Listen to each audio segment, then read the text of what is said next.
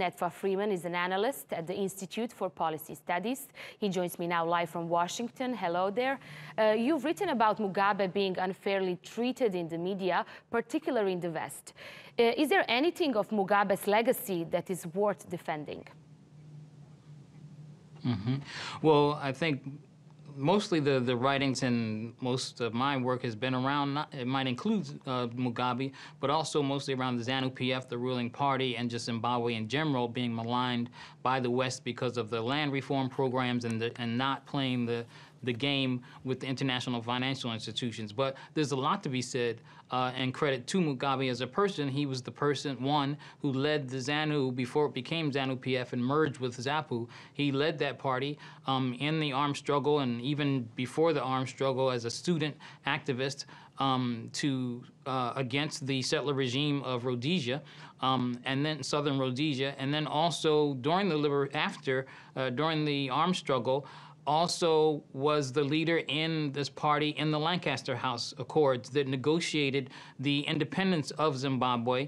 And then so there's a lot to be said there in that after the independence, ZANU-PF and ZAPU were able to merge and create the ZANU-PF, the ZANU Patriotic Front, the Zimbabwe African National Union Patriotic Front, and then establish universal health care, education, a lot of things, and also was actually considered the breadbasket of the world, was able to feed Africa, was able to feed not only their own countries, but have a good trade and flourishing economy with other countries. It wasn't until the structural adjustment programs in the late 80s, after the fall of the Soviet Union, that they made a deal with the IMF and World Bank. Another thing, to the credit of Mugabe and ZANU-PF leadership, is that they're the only country, all these countries have these relationships with the IMF and World Bank, but they're the only country in Africa that looked and abolished the structural adjustment programs that are always disastrous for the masses of the people.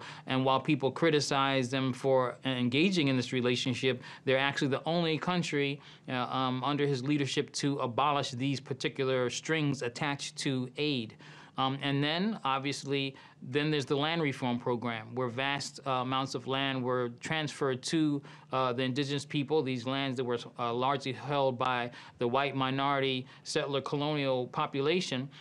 They were transferred to the people. Now, people talk about that being the demise of the economy, but it's not true. A gentleman, Ian Scoombs, was the leader in Sussex University, led a study that was this came about 2009, 2010, that studied the land reform program and showed that it actually had quite unprecedented success in transferring power and economic power to the people. So these are things to the credit of Robert Mugabe and the leader and the party ZANU-PF. Okay. Do you think Mugabe could negotiate something at this stage, despite the impeachment attempt?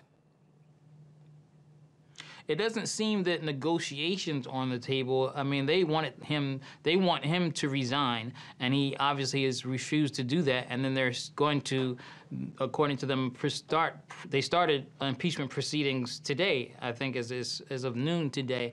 However, that's going to be proved more difficult than it's being played out in the media, because impeachment proceedings are more complex legal and statutory process that also have to include an investigation to talk about the misdemeanors and different things that he would be guilty of that would warrant an impeachment. So that process could be drawn out, and I think Mugabe is an educated person and also with a law degree, knows these things and might be, I guess, be able to buy some time, but I'm not really sure if his being taken out of office is not inevitable. And it's a delicate situation. Most of that, we're seeing a lot of these demonstrations for him to be gone, but most of these are in the urban areas where most of the support is for the MDC opposition party. But the majority of people in Zimbabwe live in the rural areas, and that's where actually Robert Mugabe himself has a lot of support. And so we're not seeing any of those things, the images that we're seeing. We don't know how the people in the rural areas, they're not showing us how they're responding to this whole thing. And so it's being depicted as a very one-sided. Okay, Netfa Freeman there, live from Washington for us. Thank you very much, Mr. Freeman, for joining us tonight.